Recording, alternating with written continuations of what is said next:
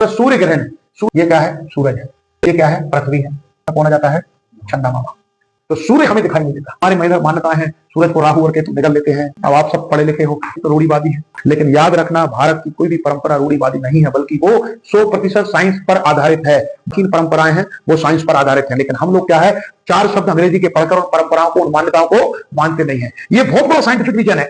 शास्त्रों में भोजन को सूर्य के बाद वर्जित बताया गया। जैसे सूर्य अस्त होता है, बहुत सारे बैक्टीरिया वायरस एक्टिव हो जाते हैं। तो सूर्य ग्रहण में भी तो सूरज दिखाई नहीं देता, अंधेरा हो जाता है। तो जैसे ही सूर्य ग्रहण होता है, बहुत सारे बैक्टीरिया वायरस फिर से एक्टिव हो जाते हैं और वो हमें नुकसान पहुंचाते हैं। तो इसलिए हमारे यहाँ मान्यता है कि सूर्य ग्रहण के दौरान कोई घर से बाहर नहीं निकलेगा। जब आप बाहर नहीं निकलोगे तो बैक्टीरिया वायरस से बचोगे। सूर्य ग्रहण के दौरान घर में रखी हुई चीजों को हम खाते पीते नहीं। अगर रखी हुई तो तुलसी डाल देते। तुलसी क्या है? वो बैक्टीरिया वायरस को खत्म करके उसको से शुद्ध कर देती है। और सूर्य ग्रहण के बाद में हम स्नान करते हैं, क्योंकि सूर्य ग्रहण के दौरान हमारे ऊपर बहुत सारे बैक्टीरिया वायरस आ जाती हैं, तो हम नहा कर उन्हें धुल लेते हैं। और कहा है सूर्य ग्रहण के दौरान राहु केतु सूर्य को निकल रहे हैं, राम का नाम होगा, सूर्य को शांति मिली। कहा नहीं, लेकिन ये वैसा नहीं कहा है, सूर्य को कोई नहीं निकल रहा।